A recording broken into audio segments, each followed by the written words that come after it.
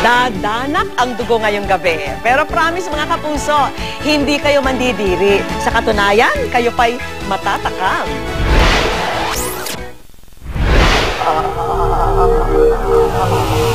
Dahan-dahang nagpaparamdam. Bigla na lang itong mararanasan.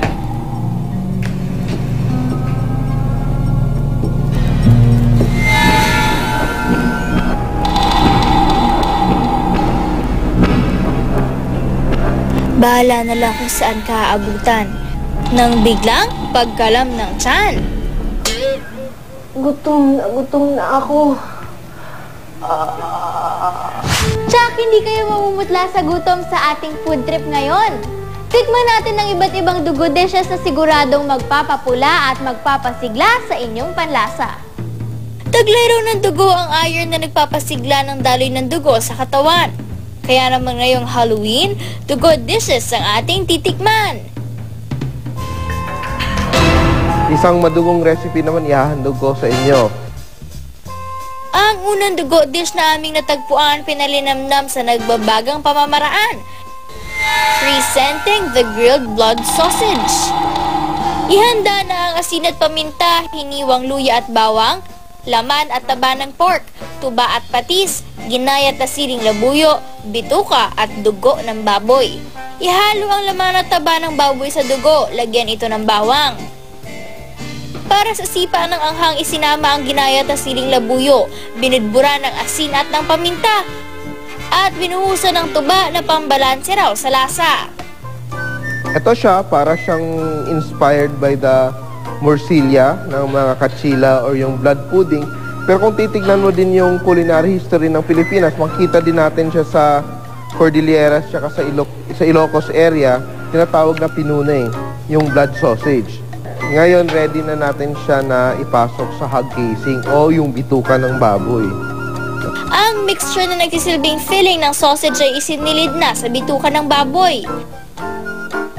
Pag medyo stuffed na siya, puno na siya, talian din natin yung kabilang dulo.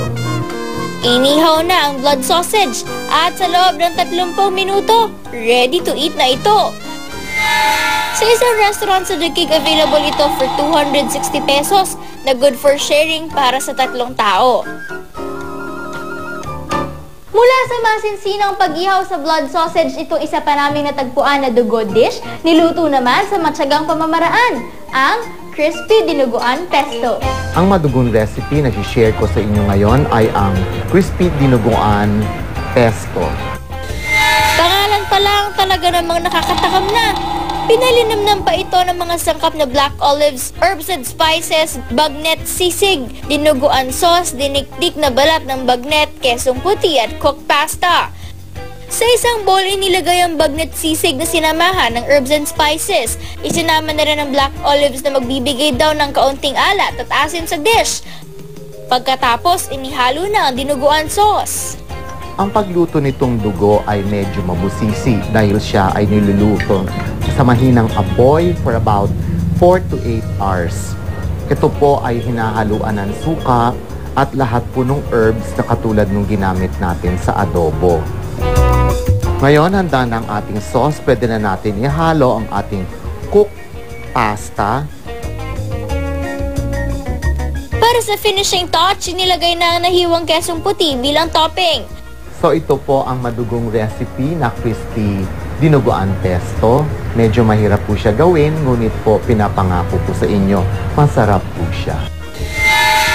Ang crispy dinuguan pesto, magbibili sa isang restaurant sa Quezon City. Ang 198 pesos na serving nito, mapagsasaluhan ng 3 tao. In fairness, swak na swak sa panlasa yung pesto na yan ha.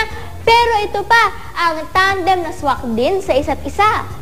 Hindi mapaghiwalay at masarap lasapin kung sila ay magkapiling.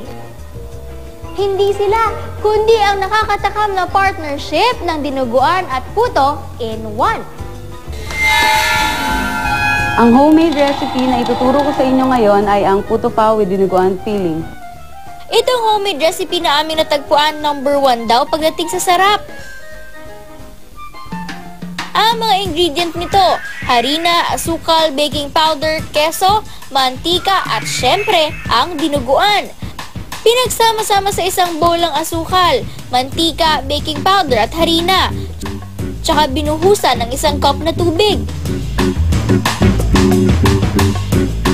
Para maging pantay ang paglagay sa molder, isinali ng wet mixture sa ketchup container. Isa-isa nating isali ng mixture sa mga molder.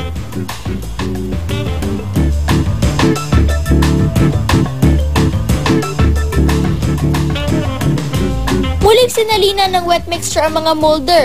Para sa dagdag na flavor, nilagyan din ito ng keso at itlog na maalat.